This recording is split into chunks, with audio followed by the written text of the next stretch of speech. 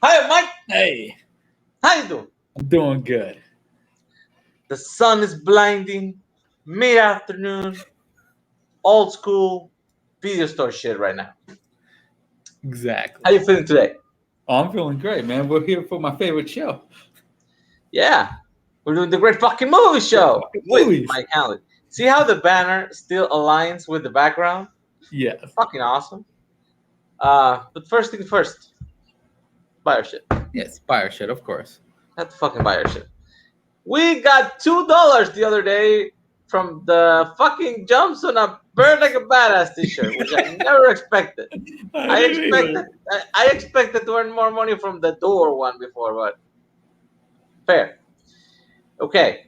You guys kind of know how this works, I think. So we're gonna get our guest for today right away. Mr. Jeff Boatman. How you doing, buddy? I'm doing good. I'm excited. I think this is gonna be a fun time. And you know what? I will say, little insight into movies I picked. A lot of what I picked was movies that I was supposed to talk about on the top 100, and then my internet pooped out. So I wasn't, because I was in Colorado, so I didn't actually get to talk about these. So Oh, Nazario talked about them for me, if he remembers. Yeah. that. yes, he I was one of the fake boatmans. Yeah. That was nice. Okay. First things first. Them rules that we changed last time, I think. I don't Yes. remember what it was. 2 times ago. Boom. You're gonna get rated on a percentage of how many movies you have at 5-star. Mr. Hanley decides are great fucking movies. If you get anything over 90% is great fucking reviewer. Above 81 is pretty great fucking reviewer. 71 is good reviewer. 61 pretty good fucking reviewer. And everything below that, which we have not had yet, No. is a fucking reviewer. So we're gonna start this up with a good one. Actually, I don't even know if it's actually a good one because I haven't seen this movie.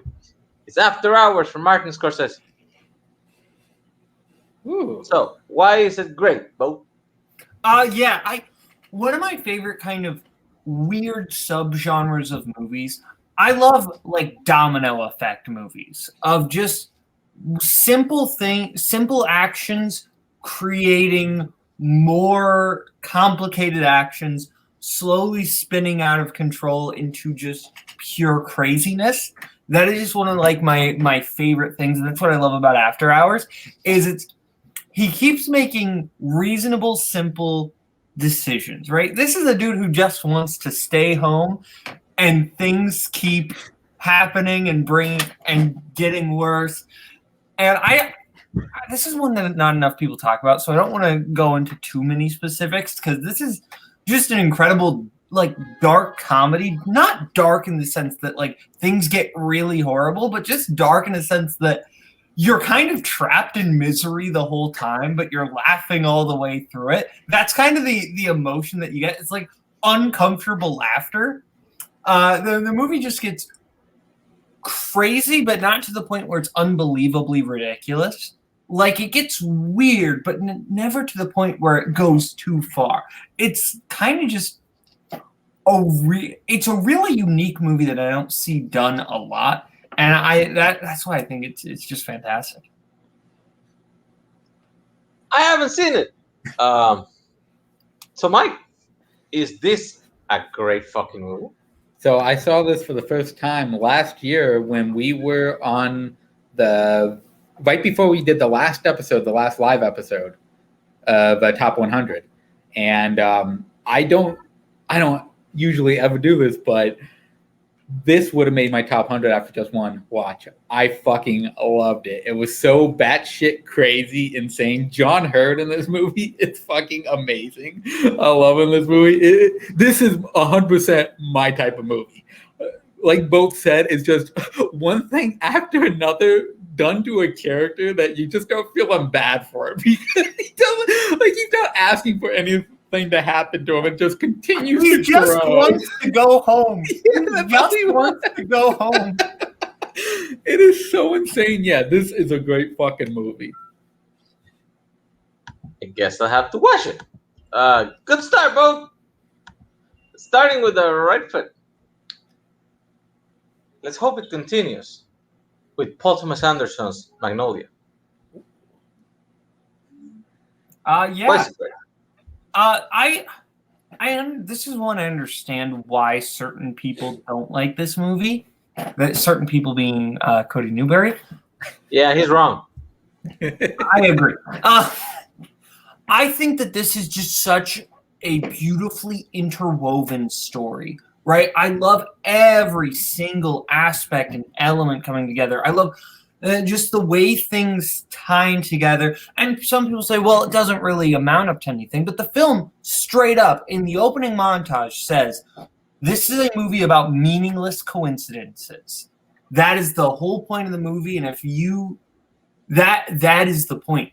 And I just think there's so many fantastic performances. I think Tom Cruise is giving the greatest performance of his career in this movie. It's Frank T.J. Mackey. He is both playing a character I think only Tom Cruise could have played, and he's also stretching his talent to the limits. Because you have him more with like his Cruisisms in the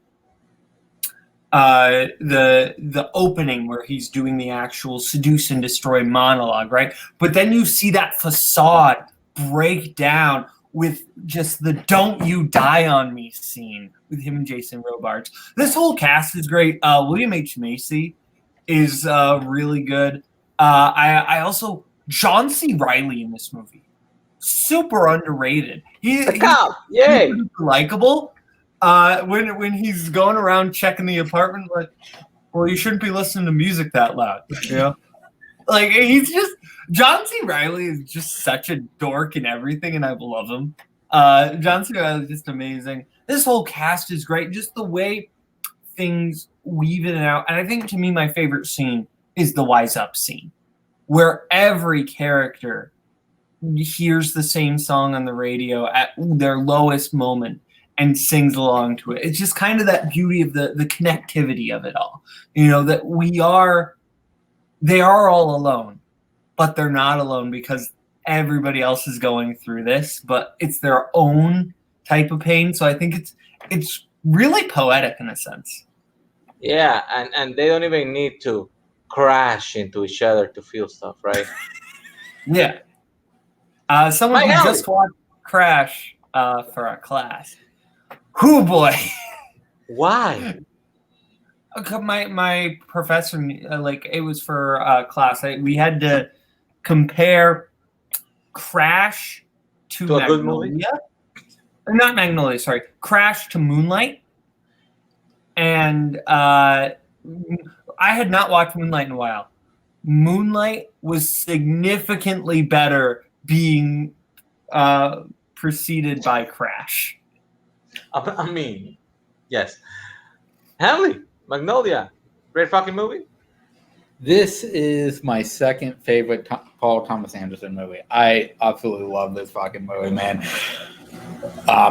John C. Reilly, I think this is my favorite performance of his. He is so fucking great in this, man. I love John C. Reilly in basically everything he does, man. Comedy, drama does not matter. The dude is, like Boatman said, underrated. Tom Cruise is fucking incredible in this movie. All the performances together are amazing. And then bringing it all to a head towards the end where they all intervene is so great, man. Some movies like this definitely don't work, including one we just talked about. But this one works fucking perfectly to me. I love everything about this movie. It's a great pick, and it's a great fucking movie. It's Burr. What's up, Burr? Exactly, Bar. Great fucking movies we're talking about. By the way, Mike, you finished watching Phantom Thread? Yes, I did. You feeling like mushroom pizza? No. God damn. Not even after that. No. Yeah. Okay. That movie kind of ruins mushrooms. And the way Cool Hand Luke ruins eggs. The next one. I don't even know why you bothered. You know what he's gonna say. Come on. Which one is it? Catch me if you can. People don't talk about this movie enough. That's why. Hey, I love this movie. This is in my top 20. People don't talk about this movie enough. I wanted to talk about it, but also I do know how Mike feels about it. You and get some brownie points. I get it. I also wanted the free points, but also I really like talking about Catch Me If You Can, because I love this movie. This is my favorite Spielberg. I think that DiCaprio is fantastic, but I love kind of the dynamic between Abagnale and Handratty, where you're not really rooting against either of them. You want a way where both can succeed in some aspect, but you know that can't really happen. But just the dynamic, because Tom Hanks, it's Tom Hanks, right? This character could come across as unlikable, but Tom Hanks just brings that kind of natural likability to the character that really makes it work. I love the scene where they first interact and he pretends to be the Secret Service agent. I think that is awesome. Just the way. How did you know I wasn't going to look at the wallet? Same reason the Yankees always win the pennant. Just all the escape things are cool. And I also love the forgeries. Just the way this kid was able to figure all this out. It's incredible. Christopher Walken in this movie. Okay, shut up, Bar. Christopher Walken in this movie is... I think this is his second best performance. He is legitimately incredible in this. He's not like giving like a jokey, it's Christopher Walken performance. He is genuinely, like, everybody talks about the two mice scene, which is great. I love the dinner scene where you're going, where you going, Frank? Someplace exotic? Just where, because he knows that his son is lying to him. He's been doing this a long time. He knows he knows how to spot. It takes one to know one, essentially, and he knows how to spot another faker. But he keeps up the facade because it's his son, and you can kind of know the drama. And he starts talking about him, how he met his wife, and I'm the one she danced with, but he legitimately breaks down, and it's heartbreaking. Like I'm doing like the Walken voice, and that makes it silly, but legitimately, that moment is heartbreaking. I think this movie is just brilliant, and the fact that it didn't get that much awards buzz in 2002 is ridiculous, because this movie is incredible.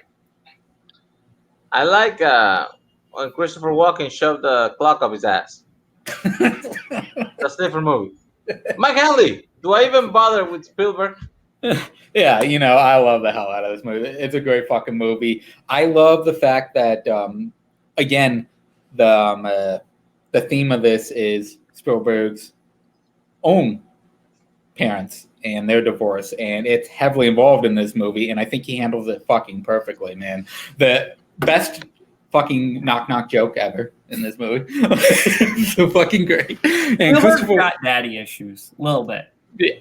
And Walken, like, I love Walken towards the end of it, like, showing his rise and his fall is just like amazing how they go through that. And his fall is so fucking bad. And the way that Tom Hanks has him on the plane and he keeps asking about his dad and he just doesn't want to fucking tell him until he's closer because he knows what's about to happen if he tells him. I love Tom Hanks and Leonardo DiCaprio together. I think they have fucking amazing chemistry, and they need to do another movie together, man. They need to do something together. They haven't done another one, right? This is the only one. From my knowledge, I believe it is. I don't think they've done another one, and they should. But yeah, great fucking movie. It's a good pairing, actually. It's a very interesting pairing, so I would be interested if they make another one with them. Okay. The next one. It's a great fucking movie. For me, we got Spike Jonze adaptation. Mm-hmm. This is an interesting movie. Yeah, I think this movie is super well written. I think it's really just fascinating the way you see the movie you are watching unfold and just the meta commentary with everything. How, like, when Robert McKee tells Charlie, you need to, like, how the first two halves of this movie feel very much like they are written by Charlie, whereas the first two thirds and the last third feels like it is very much written by Donald. The last third gets much more actiony and blockbustery, and it's kind of this weird duality where you do kind of see you need the Charlie, you need the weird intellectual, willing to go outside the box, but you also need the Donald. You need that kind of resolution and arc and actual plot, right? You need both. And I think that's really brilliant. I think Nicolas Cage is giving his best performance in this movie. Yep. He is incredible at both Charlie and Donald, making both of them likable. Like, I think how you, honestly, the way you can keep both of these characters likable is really impressive, and a lot of that rests on Nicolas Cage's performance. Because if he goes a little more whiny with Charlie, that character becomes instantly hateable. Or if he goes a little more annoying with Donald, that character becomes instantly hateable. Meryl Streep and Chris Cooper have a lot of really great chemistry in this, and I think work really well off of each other. I think this whole movie is just super weird and super interesting. And just the moment when he's like, the film is about screenwriter Charlie Kaufman, and you realize what you're actually watching. Brilliant. That you are watching not only a movie about Charlie Kaufman writing, but a movie about the writing of the movie you are watching. To answer Bar, I think he would. I think if he hadn't won the Living Las Vegas Oscar before, they probably give it for this one. Yeah, no, they tend to do that. Like, yeah, he already won, except with Anthony Hopkins. Okay. Hopkins absolutely deserved it. I haven't seen The Father. The Father is so good. This movie is great. And it gives you a side twisted view to being John Malkovich too, which is actually kind of perfect. I remember when I saw Roger Ebert, of all people, talking about this movie, that he was convinced that the character of Donald had like more hair than Charlie. And he interviewed Nicolas Cage, and it's like, you wear a wig or something. He was like, no, it's exactly the same hair. It's exactly the same everything. And he's like, damn. So the confidence that he portrays as one character makes him look more appealing. It's weird. Mike Hanley, have you seen Adaptation? I have. Now, see, I love me some Rage Cage. I love when he takes that shit up to 11 all the fucking time, man. I love that shit. But I also love when he takes shit seriously, and it brings out what he truly fucking has in him. And this movie does that, and I fucking love it for it. He is so fucking great in this movie, man. And this is a perfect role for him. I definitely believe he more than likely would have won the Oscar if he didn't win it for Leaving Las Vegas. He's amazing in this. The performances are fantastic, and he carries this movie on his shoulders very fucking well.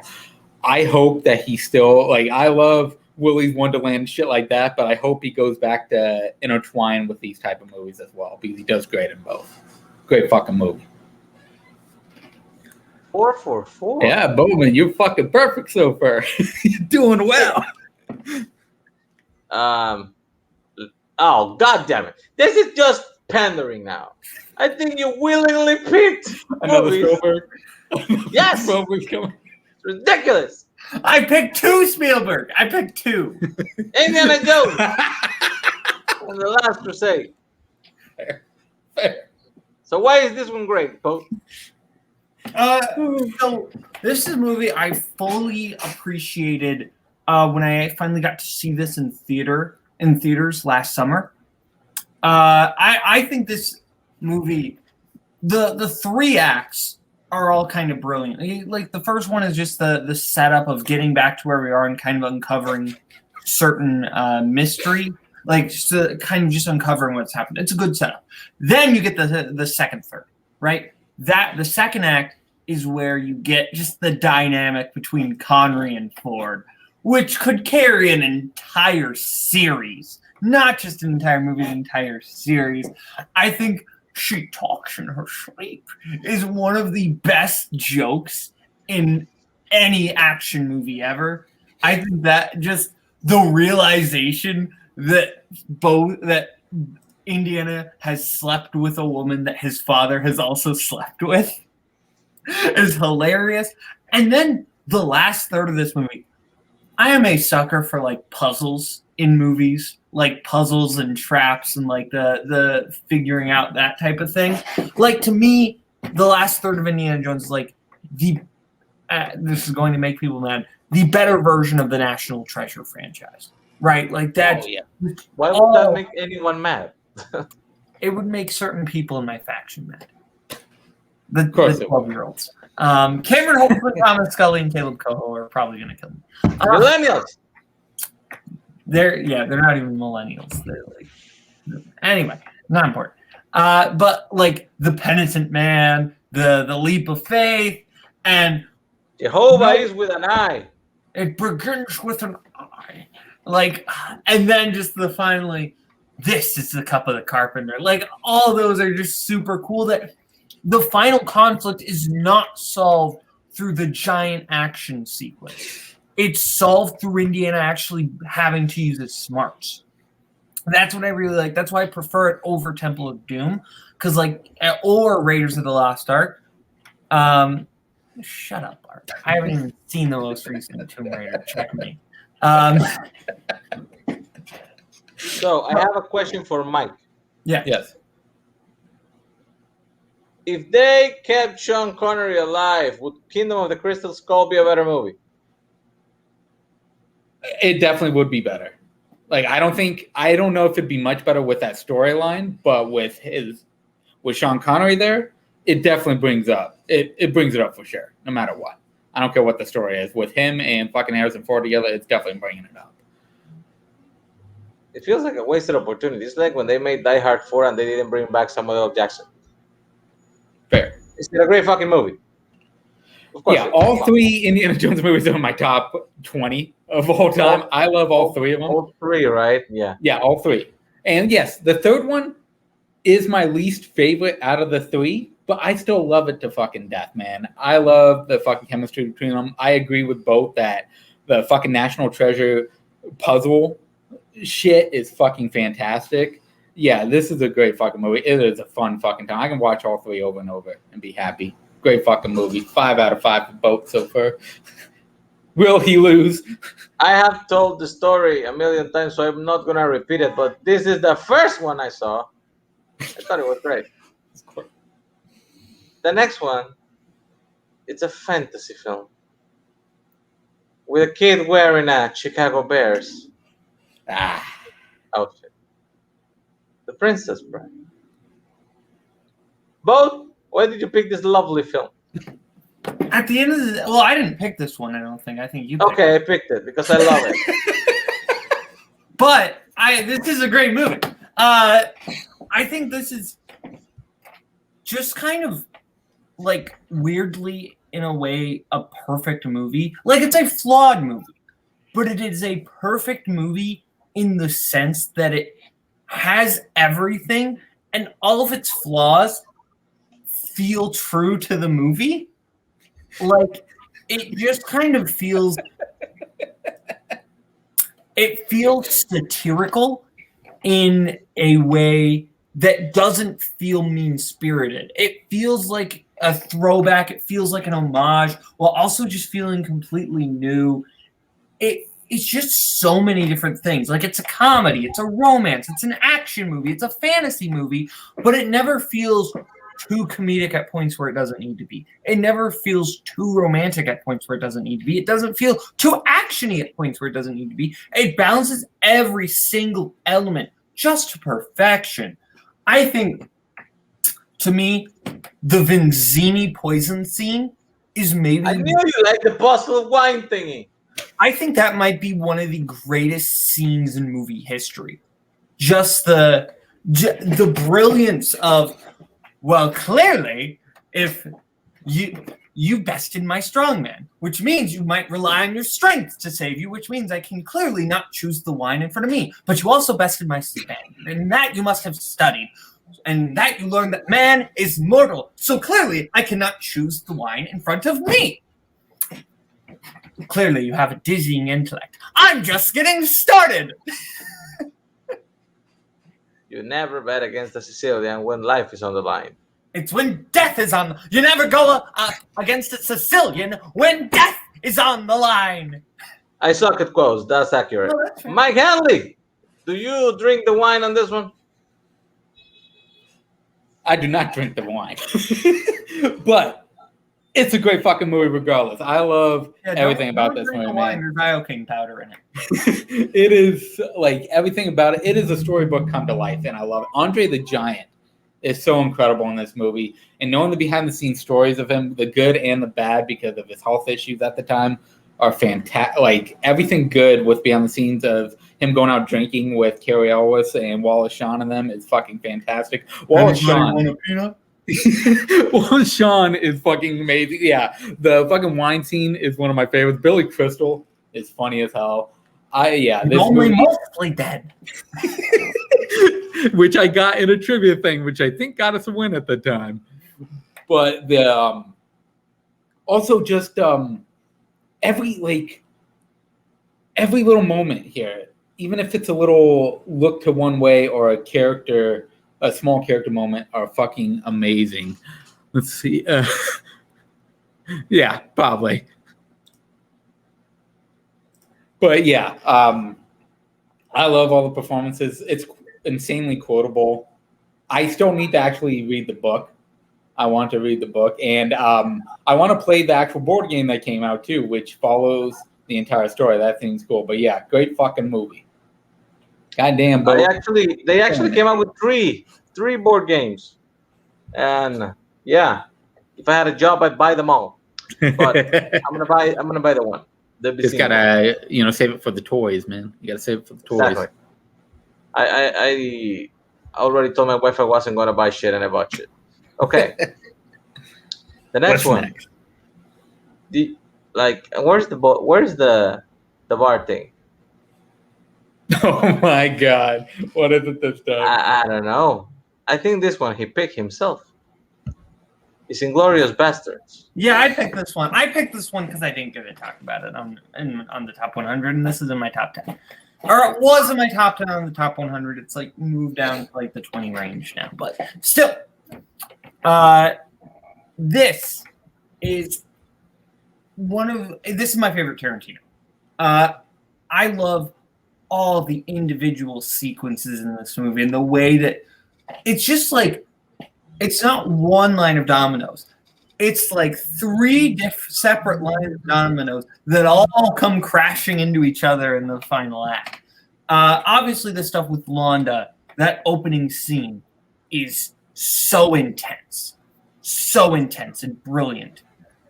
Just the way she's figuring everything out in such a calm manner when they're talking about it, but they're not really talking about it.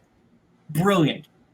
My favorite sequence in this movie is the basement pub, where first you start off with setting up how intelligent your villain, the villain is in that scene with I must be King Kong then. That sets him up as this is the type of character who is super perceptive. And then that one fatal error, 3 glasses.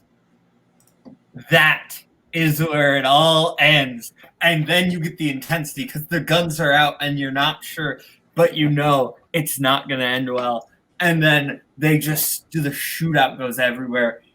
Fantastic. I love the story of Shoshana. I think Brad Pitt is so entertaining in this. Just the fact that for the Bastards, they didn't cast like your Dirty Dozen, just your super macho tough guys. Like they got just a bunch of comedy actors and guys. Sam Levine is in this. Yes, he is. You got Sam Levine, you got BJ Novak, just people who seem like real people, Like, I think this film is just brilliant. It's brilliant. I think it ends with this just might be my masterpiece, and I think this is Tarantino's masterpiece. I think I have this at number 2. It fights up there, 2 or 3. Because because my favorite is Kill Bill, but 2 or 3 is always changing between this and Django. And Kill Bill, I don't know. Bloody Affair, correct? Yes, the whole bloody affair. There is only one Kill Bill movie, and by the way, spoiler alert. That is why we will not be talking about Kill Bill today, because apparently somebody just considers one half to be 5 stars. I've only seen the Kill Bill movies once, and I gave Volume 1 4.5 out of 5. I gave Volume 2 5 out of 5. You fucked up. Mike Hanley, is Inglourious Bastard a great fucking movie? I will say with this movie, it has the best opening of any Tarantino movie. That opening is fucking insane. It's incredible. The one with the pipe? Huh? The one with the pipe? Can I smoke my pipe? Yes. Like, it's so intense. It's Shut up, Bar! And of course, it has to do with movie theaters and shit. And it changes. Like, Tarantino started with his history changing in this, and it's fucking great. Yeah, I love this movie. It's a great fucking movie. Now, is this in my top 100? It's very close. Is it my top Tarantino? No, but I don't put that against it, because the majority of Tarantino are fucking great, and I love pretty much all of them at this point. This movie is fucking fantastic. Performances are insane. The Bear Jew, Eli Roth, is fucking great, and there's another introduction for a character that is fucking incredible. Yes, he is fucking awesome in this. Yeah, this is a great fucking pick. I love it, the scene where he comes out of the tunnel and he's just hitting the walls with the baseball bat. You can just hear the guys start fucking pissing their pants, and the poor soldier that doesn't even understand what is happening. And then as he sees that his leader gets fucking bashed in his head, immediately spills everything. Yeah. Immediately. Doesn't even think about it. Fucking great. Okay. God damn, Boatman. You're still going strong. This is still 1, 2, 3, 4. This is 7 out of 7. Okay. The next one, it's in my top 10 movies of all time, which I must say, a completely underrated list because everybody seems to fucking hate it when I gave it out into 100. Fuck all of you guys. Bill Murray's Groundhog Day. This, to me, the most charming thing about this movie is the portrayal of Punxsutawney. Just the way this small town, the town itself is a character in this movie. At points, it's the villain. At points, it's a comedic side character. At points, it's a hero. The town is everything. Bar, don't blame Nazario because I didn't have any bad 5-star movies to choose from. You have Legally Blonde as a 5-star. Go cry. I think just the town itself is like a character in this movie. All these characters kind of stuck in the same situation, but you get to see like how they react in the same day to one thing being different, and I think that's super brilliant. This is Bill Murray's best performance, in my opinion. Just the way he finds both the humor and the drama in this really works. There were arguments on set between Murray and Ramis, because Ramis wanted this to just be a straight-up comedy, and Murray wanted this to basically be a drama with a few comedic things, but basically be a drama. And I think that fight is what made this movie so great, because they were both a little right and they were both a little wrong. And that's where we get this movie. I think this is some of the funniest moments in a comedy you'll see. Stephen Tobolowsky in this is amazing. Murray has a lot of great little one-liners. Well, I'd love to stay and talk with you, but I'm not going to. And just Watch out for that hole there. It's a doozy. I've been to Woodstock, Illinois, which is where they shot all the scenes in Punxsutawney. And basically, everything is still there, and it's just so cool to see. We haven't talked about Andy McDowell. She's super charming in this, and I just love how much you want these two to get together by the end. Because Murray, we see, has made genuine strides as a human, but McDowell doesn't see any of that. She only sees point A and point B, not the journey to get there.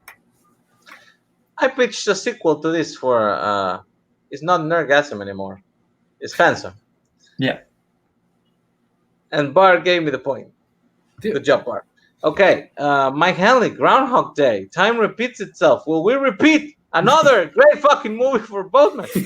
See, I love the Time repeats itself movies, man. I get a kick out of all of them, and this movie is so fucking incredible. Bill Murray is so fucking funny.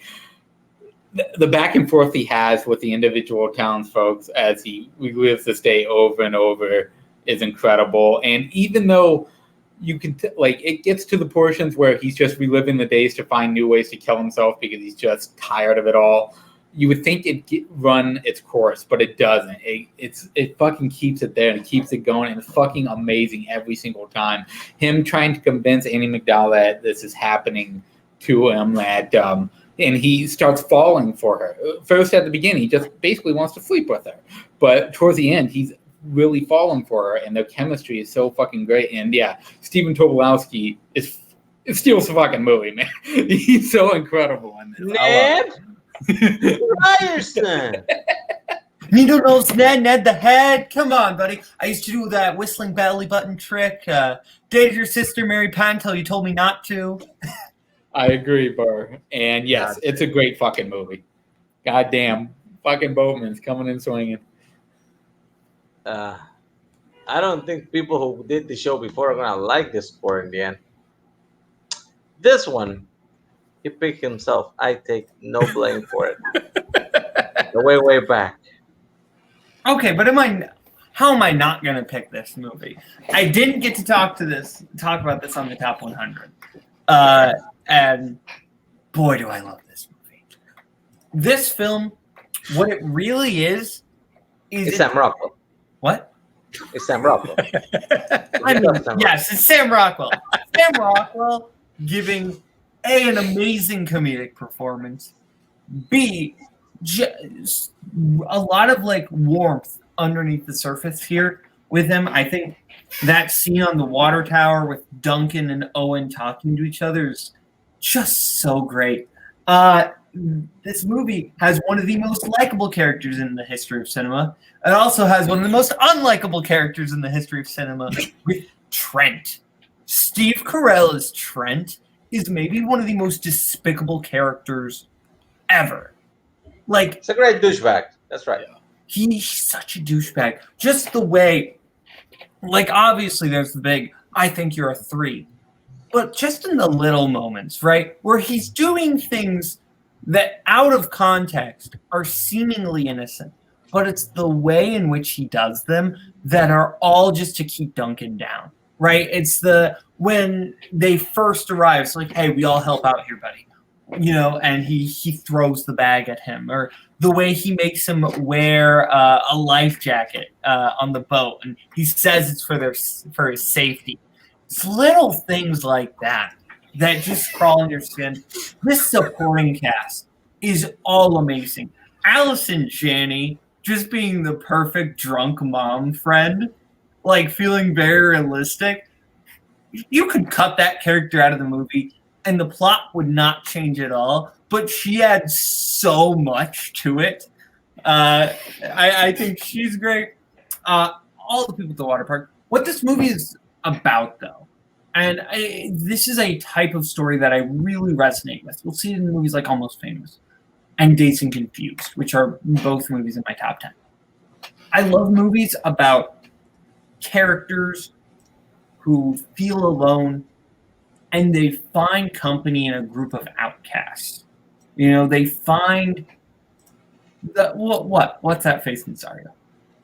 Dazed and Confused is not that great. Other than that, I disagree, but fair. We find company. He's gone. Group of, but that family outside of your family. You know, that the family in the group of losers. You know, that it's the way that, you know, the main character does it in Almost Famous, and the way the main character, how Mitch kind of does it in Dazed and Confused. Duncan does it with the water park group. That's his family. That's the people that he's able to connect with. it would be a good choice. I'm just saying. I love the dynamic in this movie with that.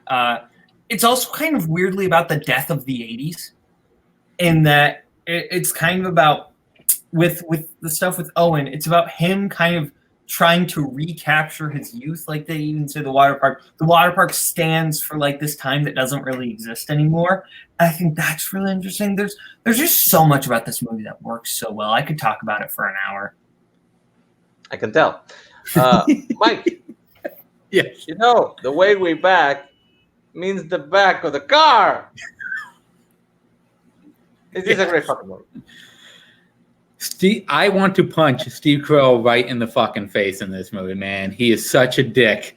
But everything with the water park is fucking incredible, including Sam Rockwell finally getting him out of his shoes by doing the breakdancing sequence and getting him involved with the water park people and becoming one of them is just so fucking incredible. I love the chemistry between Sam Rockwell and him. It's fucking fantastic. Everything that leads up to him leaving towards the end is such a like roller coaster of emotions. You get to see him go through everything in just one summer, and it's great. And Sam Rockwell gives one of his best performances in this movie. Yeah, this is a great fucking movie. I love this movie. Jan, you know, I saw Adventureland. I saw it. Okay. The next one, I picked this one Okay. because I agree. This is a great fucking movie, and I don't think people talk about it as much. About Time with Donald Gleason. No, Donald Gleason here. The Wi-Fi boat. This is a movie I saw for the first time this year. I like, as evidenced by Groundhog Day, I like time loop movies too, and this is kind of a different time loop movie. But it's kind of like, I almost describe it as like Groundhog Day mixed with like the aesthetics and tone of like a Her, in a sense. It's kind of hard to describe. It's very much kind of a softer movie than Groundhog Day. It feels very warm at moments, but also very heartbreaking. I love Tim and Mary. They're just one of the most adorable couples in the history of movies. You just want them to be together. And like, I kind of love that the movie doesn't waste like the whole movie and then they end up together. Like, they get together pretty soon into the movie, and then it's just about them and how this power affects Tim's life. I think Donald Gleason and Rachel McAdams are super charming in this, and the way that they use the mechanic of the time travel in this is really interesting and really fun, and leads to some great jokes. Bill Nighy as the father is so good. He's so charming. And the final goodbye is just beautiful. Beautiful. Bill Nighy in this movie is gonna make you forget that he was in the Underworld movies. Mike Hanley, do you like About Time? This is one of my favorite representations of a father-son dynamic. It's so fucking incredible. And again, with the time loop, I love these types of movies, and it gets very, very interesting and sad when they bring in the children. When they bring in the children aspect, and he starts to realize that if he makes a certain choice, He may lose people that he loves, and it just like his sister and car accident, like everything starts to come to a head. It's done fucking beautifully in this movie. It comes together so great. It's so heartbreaking at times, but so wonderful at others. This is a great fucking movie. I think that makes it 10 for 10. Yeah, goddamn boat. Like holy shit. You would have to completely suck in this to be a fucking reviewer. Jesus. Could happen. It still could happen. That's possible. Could it? Could it, Mike? Because he put the social network in. Oh my god. Okay. To be fair, this is tied for like my favorite movie of all time, and I didn't get to talk about it. This is in my top 3, and my top 3 are basically all interchangeable. The Social Network is maybe the most well-written, one of, if not the most well-written movie of all time. It's tied up there with 12 Angry Men. But Social Network, I love Jesse Eisenberg's portrayal of Mark Zuckerberg. Just the way that, I think that the opening scene of The Social Network is maybe my favorite scene in movie history. Just the way they are on completely different pages, right? Erica is trying to figure out the human aspect, and she is being hurt by what Mark's saying. But from Mark's perspective, he's not being a dick.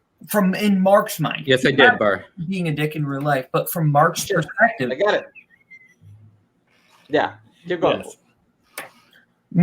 From Mark's perspective, he is just making statements, and he's very focused on one thing. But from Erica's perspective, she's just being an asshole. And once Mark realizes it's too late, and he's like, no, so just sit down. And it's like, Mark, and I think this is just kind of, this line is the catalyst for the whole movie. You're going to grow up thinking girls don't like you because you're a nerd. I want you to know from the bottom of my heart that won't be true. It'll be because you're an asshole. Just the way that line is the catalyst for everything that follows is amazing. I love the dynamic between Mark and Eduardo, how they are really good friends, but things keep getting in the way. I really like that. Justin Timberlake can act, apparently. Yes. Yeah. In this, at least. I think he's Napster? Really? Dang. He's so charismatic the moment he steps on screen. I think this movie is just brilliant. Just down that final shot of Zuckerberg just refreshing as Baby You're a Rich Man by the Beatles plays. I'm not at liberty to tell. I picked this one. This one's on me. I'm allowed to pick I actually think like the best thing that ever came out of The Social Network is the fact that Zuckerberg thought it put him in a very, very bad light, and he started to be a nicer person publicly after. Mike Hanley, Social Network. It's a great fucking movie. Well, before I bring that up, I want to bring up the fact that Joseph Mazzello from Jurassic Park is in this movie. And he's fucking great. Even though he's in it for like 5 fucking minutes, he is still great. He's not even in it for 5 minutes. He's in it for like maybe a minute. He's got like 3 scenes in it, and he basically has a line in each, then he's gone. But yeah, I love this movie. It definitely shows Mark Zuckerberg at his worst, and it's fucking hilarious. He wants to compare women to farm animals, for Christ's sakes. Like, he is not a good fucking dude in this. And Andrew Garfield is fucking amazing. Justin Timberlake is fantastic. I love the fact I love how they deal with the fact how Mark goes to California, and you know at that moment that he's gonna fuck over Andrew Garfield. Eldorado is fucked at that point, especially when he sees Justin Timberlake, and everyone knows it's because of that he got pissed off that Eldorado got into the what is it called, the club. The skulls, but not the skulls. Yeah, Phoenix. basically the skull. Yeah. The Phoenix Club. Yeah, the Phoenix Club. Thank you. You know that's the reason he did what he did the way he did it, and it's like the tone of this is fantastic. It's a long movie, but it fucking flies by. I can rewatch this at any point and fucking love it, man. Everything is fucking great. The whole Andrew Garfield and his crazy girlfriend. This is fantastic. She's like starts lighting shit on fire, and then she tells him, "Wait, you're leaving again?" Like, no fucking shit, I'm leaving again. But yeah, this is a great fucking movie. Okay, David Fincher. Great fucking movie. Goddamn, Boat. You're killing me here. You gotta do it. You gotta fucking do it. The next one is a Harry Potter movie. Okay. Here we go. I think he only gave this one 5. I mean, maybe another one. Our Harry Potter movie. Fuck it. Which one? Wendy Wu, Homecoming Warrior. Prisoner of Azkaban. Yeah. This is my favorite Harry Potter movie. I think it's the best Harry Potter movie. I love how closed off this one is. Right? It's set in the world, but it feels a little bit disconnected from the main story, right? This is the only one that doesn't have Voldemort in it. And while I like Voldemort as a villain, I think this movie is better off for it because it just kind of lets these characters exist. And I think that really works. It makes the world feel more fleshed out. I love the tension in this where you really don't know what's happening and you don't feel safe in any given moment. But you still have the fun and the magic of like the first two movies, but with the intensity that comes from the later movies. I think this one, it could, and that's fine. I think this one really works in so many different aspects. I think the David Thewlis as Remus is really good. Yes, it is. I love the stuff with the Marauders for map. That's really fun. I named a trivia team after it for a reason. The fucking Time Turner. The Time Turner is really cool. I think this is easily the best one. It's the best one and the only one without Voldemort. And I don't know if it's related, but it's particular to notice. I honestly thought when I didn't read any Harry Potter books because, I was like 295 years old with a job when this shit came out. But when I started watching the movies, I kept expecting, since everybody told me like it's gonna be a long series, it's gonna be like 7-8 movies. And I was like, okay, so we're gonna get some side stories, right? Like maybe some important character developments will happen, but not necessarily toward the inevitable return of Voldemort. But the first one had Voldemort, the second one was tangentially related to Voldemort. Technically not really, but yes, it was. And then this one gets like, okay. So I figured at least 3 and 4 are gonna be Voldemort free, right? Fuck me. No. Straight into Voldemort shit for 4 fucking movies. I'm not 5 movies. Shit. 4, 5, 6, 7, 8. Yes, 5 movies. It's not that I hate Voldemort. He's a pretty solid villain. It's better than Grindelwald. But still, like, if you let these characters breathe a little more, I think you would have gotten an overall better experience. Mike Hanley, what do you think about Prisoner of Azkaban? This is my third favorite Harry Potter film. However, it's still a great fucking movie. This is the introduction of Gary Oldman here. And fucking fantastic. I love Gary Oldman. I love me some fucking Gary Oldman. And I wish he would have been in more of the fucking Harry Potter stories because goddamn, man, he is so fucking fantastic.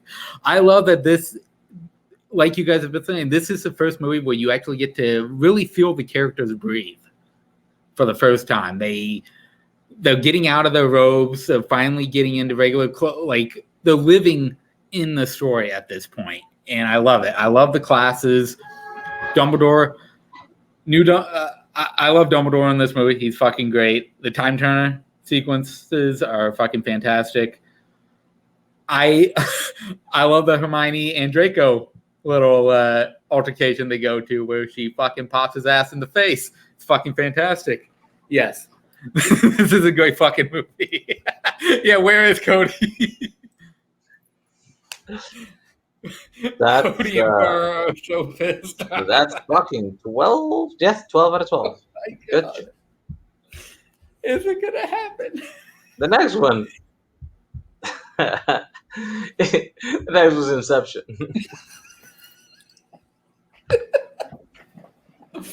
Great pick, Oh man. Oh man. This is another film tied for my favorite of all time. I think this movie is another one. I love movies that don't fall necessarily into just one genre, right? Inception is a little bit of everything. It's a sci-fi film, yes, but it's also a heist movie. It's also an action movie. It's also a thriller. It's got so many different elements going on. I've heard criticism that like Nolan doesn't do characters well, that the movies are more about the plot, but honestly, I really like the characters in this. Specifically, I like the dynamic between between Arthur and Eames. I think those two really, Joseph Gordon-Levitt and Tom Hardy, are really fun, kind of with this kind of competition they've got going with and against each other. I think is really interesting, and it kind of offsets the heavy dramatic stuff going on with Dom and Mal, which I think also really works. But just this movie is just a beautiful spectacle. I mean, that hallway fight might be my favorite action scene of all time. Just the complexity that it took to make it and the intricacy that it just looks. It's so cool. Just the spinning hallway is just so cool. I love this movie to death. This was the movie that made me fall in love with movies. Like, without Inception, I don't start discovering more movie-related stuff on YouTube. And I don't find the Schmoes Network.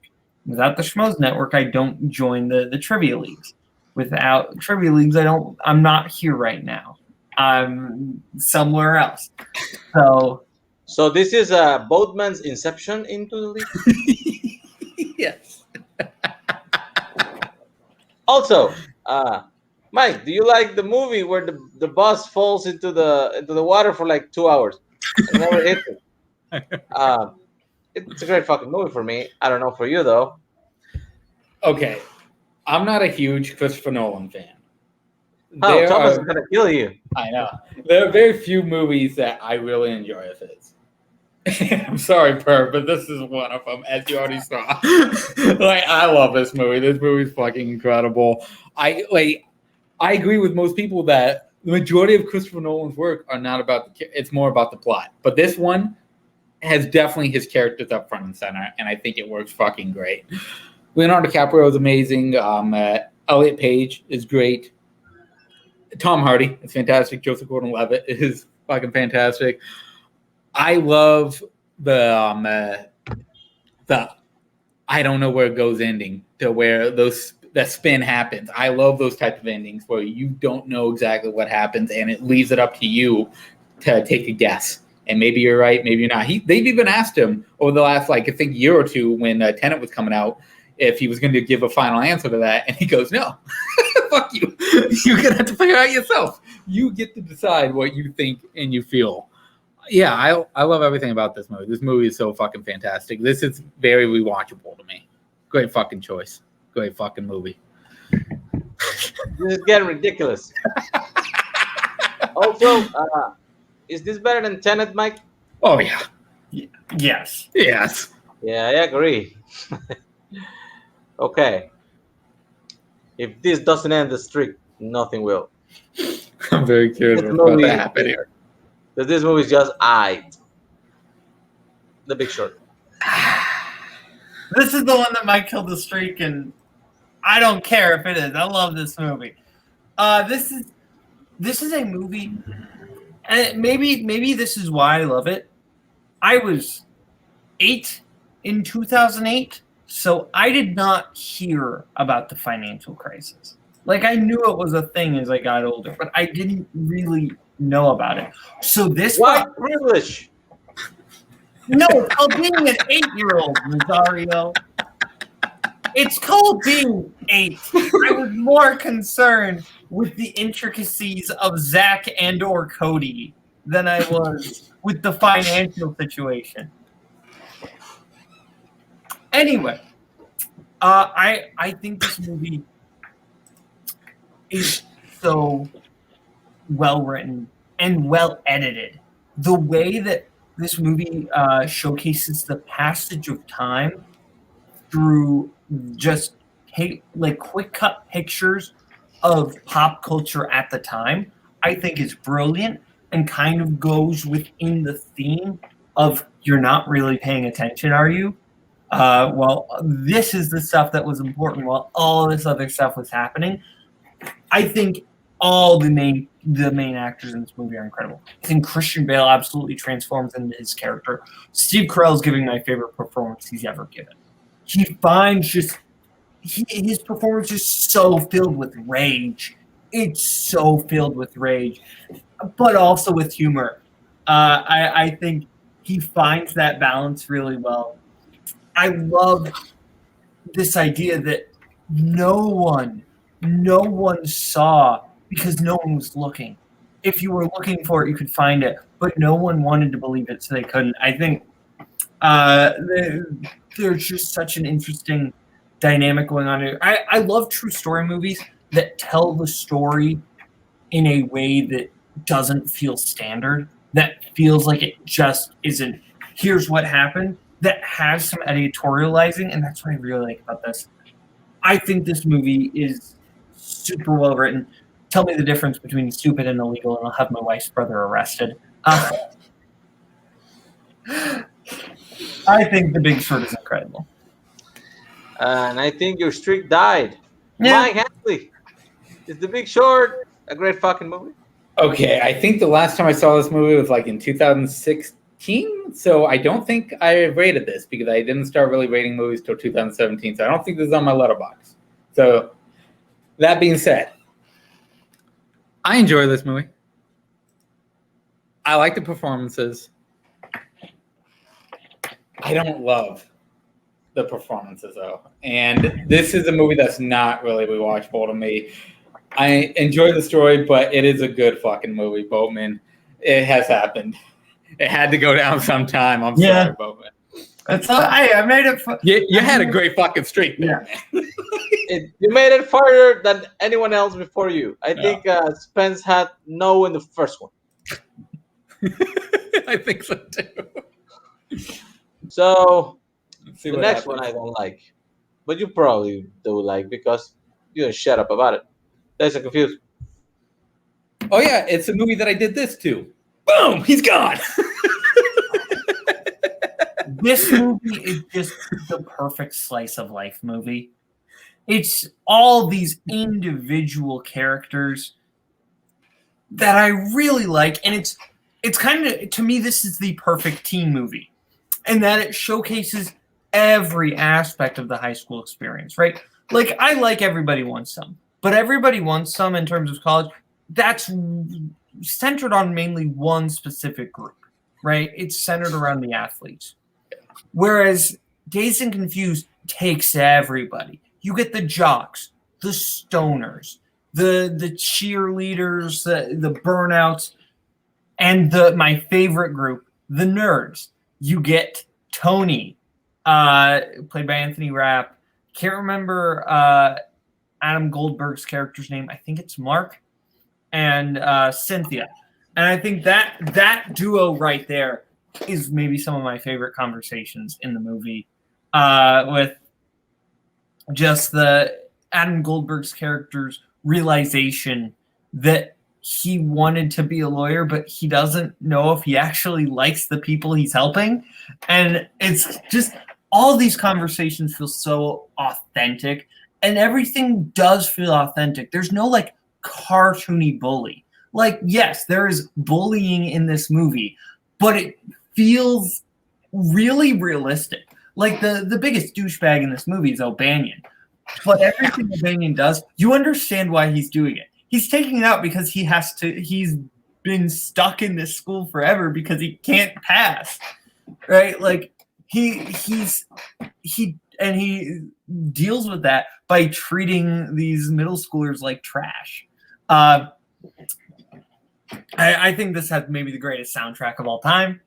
I think Mike, Adam Goldberg's Mike. Mike. It's not Mark, it's Mike.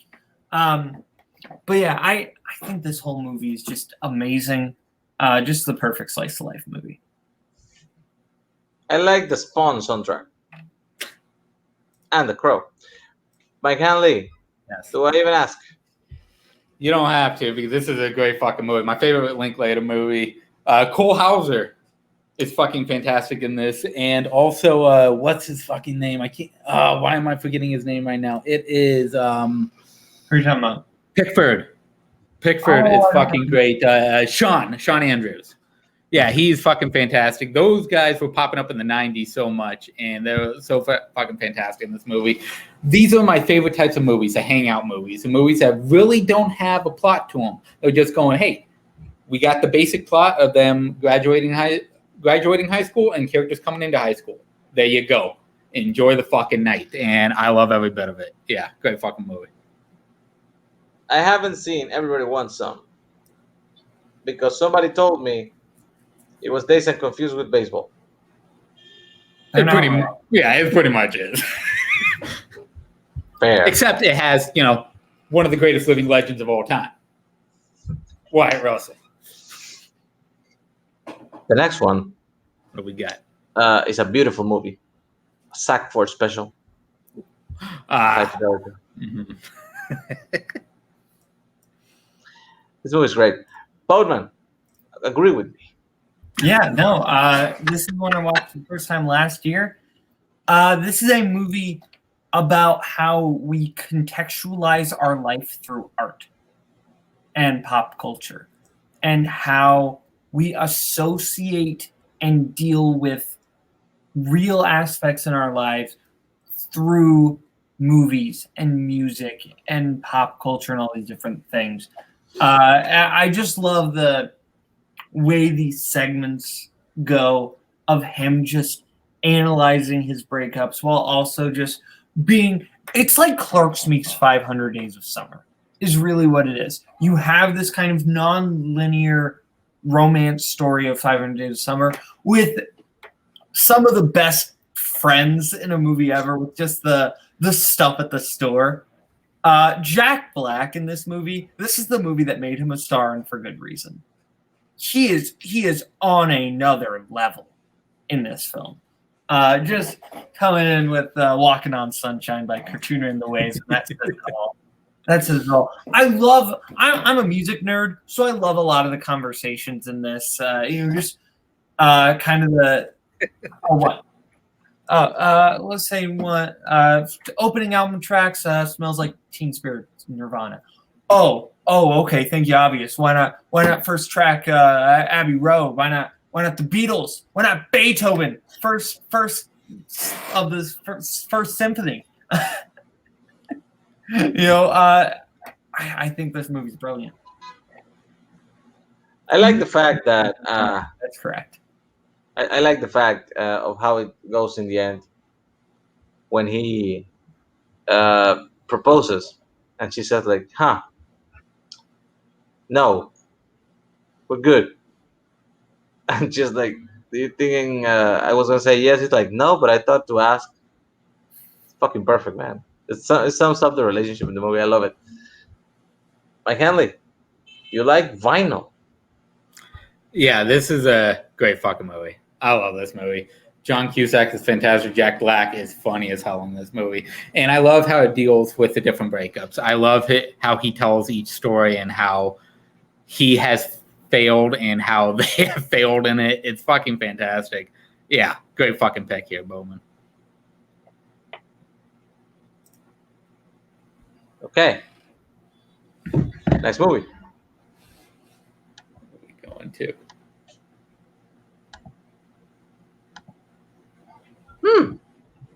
I'm not sure how Mike's gonna think about this one.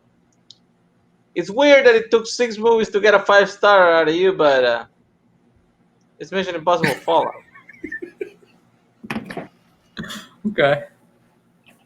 I think this is the Mission Impossible movie that fully fleshes out the franchise, bringing it beyond just being a really good action movie.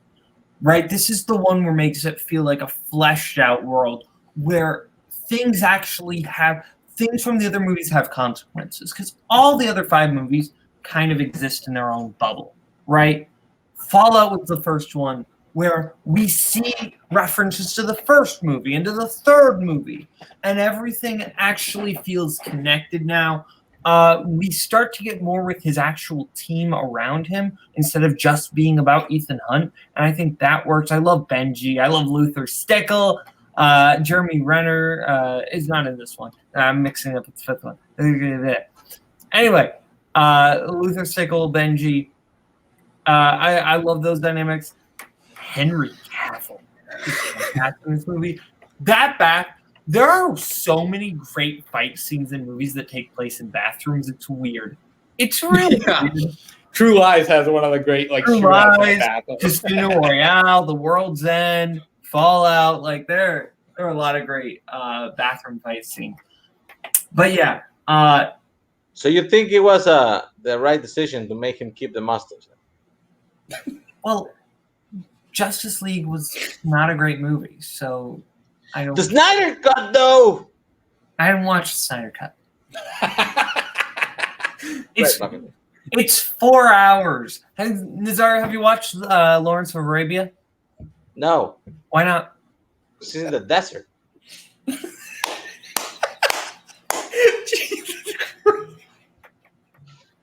My God, you like fun. I love me some Tom Cruise, and though this is my second favorite Mission Impossible movie, it's still a great fucking movie. And Spawn, like Boatman said, one of the greatest bathroom fight sequences is my favorite bathroom fight sequence because he gains a pocket during the fight, and it's the greatest fucking moment ever. He loads up his arms. He recharges his arms during the fight. It's fucking amazing. Yeah, this is such a fantastic movie. All the characters are top notch in this. The only one I'd put over this one is Mission Impossible 3, and that's because of Philip Seymour Hoffman. That's fair. Because Philip Seymour Hoffman is fucking amazing. I like Ghost Protocol better than this. Ghost Protocol I enjoy, but Fallout is fucking fantastic. So is this a great fucking movie? It is a great fucking movie. But it's looking like it might be. Ah, dang. Oh, shit. This new format is kicking everyone's ass beforehand. This one's coming in favor. We have 3 more movies to go. Oh, my God. And the next one is one of my top movies of all time. God damn. Where is it? Where is the comment? I gotta find it. There it is. Newsflash bar, it is. Yeah. Also, like, if you notice a trend in movies I really like, great music-driven soundtrack. 70s-driven soundtrack. Check. Right? Coming-of-age movie about a character that basically finds a family outside of his actual family. Check. Frances McDormand. Check. Just Philip Seymour Hoffman. Check. Check. I think Philip Seymour Hoffman is my favorite part of this movie. You know, the only currency in this world is the things you share with people when you're uncool, man. You know, don't make friends with the rock stars. I think just the way he does care about the main character, but he also is like, I could see things going wrong here. Is great.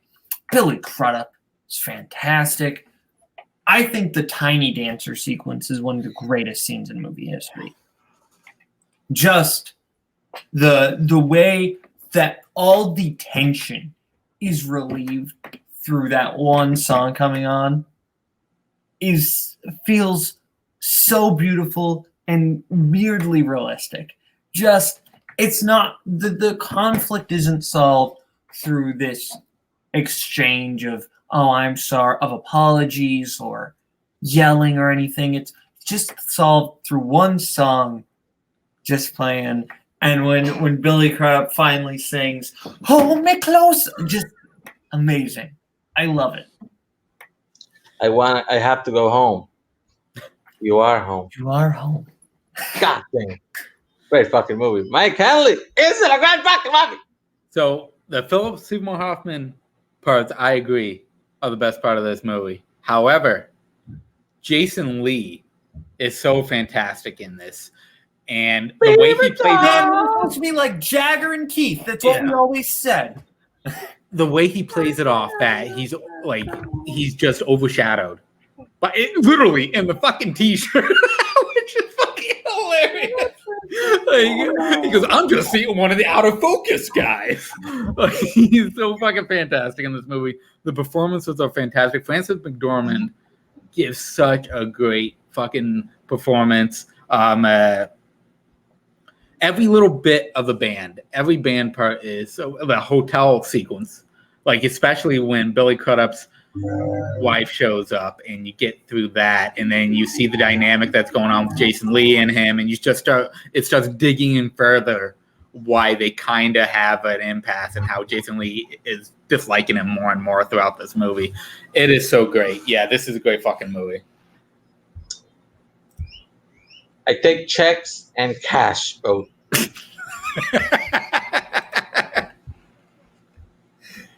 What's coming next? 2 more, right? 2 more movies? I should have charged him before we finished. Why? Because the next one is The Emperor's New Groove. Oh, okay. Oh well, it's animation. Okay, that brings Okay. You're not getting your Funko Pop now, Nazario. But I love The Emperor's New Groove. I think this is just one of the funniest movies ever made. Legitimately, just one of the funniest movies ever made. David Spade is just hilarious in this movie. No touchy. Okay, and the dynamic between he and Goodman just works really well because Goodman's got a lot of heart, and I think Goodman is great at doing that. And you can tell he just hates dealing with this asshole, but he keeps a smile on his face the whole time. And Yzma and Kronk are some of the best villains ever. Not just Disney villains, just villains. Kronk is just hilarious. Poison for Kuzco. Kuzco's poison. Poison chosen to kill Kuzco. Kuzco's poison. Pull the lever, Kronk! Ah, wrong lever! This movie is hilarious. And I'm glad it kind of got a resurgence as people my age have gotten older. Because I grew up on this movie, but when it came out, it was it came and went apparently. So I love this. I think this movie's brilliant. I'm one of the ones who actually thought it was an accurate take that came and went. I thought this movie was funny, but I think it's pretty forgettable, unless you are like a child when you watch it. You make me so yeah, it's funny. Yeah, it's basically a cartoon, but the Empire of the Sun movie that they were gonna do before they turn it into this looks so much better. And I've always said this. Nazario, go home and cuddle with your GoBots. I already said this. I actually went to a sneak peek of 20 minutes of the production footage they had for the other version of this with a lot more Sting music and with fucking Owen Wilson. And it was great. And I was like, oh, so fucking excited. And then suddenly, a year later, the movie that opens is not even called Kingdom of the Sun anymore. It's fucking Emperor's New Groove. And suddenly, it's this. Mike Hanley, is this a great fucking movie? Okay, so when it comes to animation movies, you guys know there's only certain ones that really give it to me, that really knock what I need to give a great fucking movie. Now, this movie is funny. It is funny. But not all the jokes land for me. The story in general, to me, is okay. I think it's a good fucking movie, but yeah, it is definitely not top 10 Disney for me, Burr. But it is a good fucking movie. So it doesn't give it to you? Huh? Don't give it to me. Wording! Okay, How are we ending this? we're gonna wrap it up How are we ending it? with a movie that just won an Oscar. Also, I think it's the newer movie I have seen in your list with 5 stars. So, Promising Young Woman. Okay. Yeah, this is the most recent film to come out that I've given 5 stars to. I was shocked by how much I enjoyed this film, because this was a roller coaster. Just the way it starts, how you kind of think it's going to be one thing. You think this is kind of going to be like your standard cool revenge movie, and I was like, okay, I'm in. And then it just becomes more of a human story as it goes on, and you kind of realize, oh, she's just trying to scare these guys. She's not actually doing anything. And like, I think the way everything weaves in and out is just brilliant. Bo Burnham in this movie. Wow. I knew he was a talented comedian. I knew he could direct a movie. I didn't know he could also act like that. He is so charming. And there's that voice in your head that tells you that there's something wrong about him. But the movie just lets your guard down so much. And then it punches you in the face. I think one of the great, like, one scene performances to come out of the last 10 years is Alfred Molina.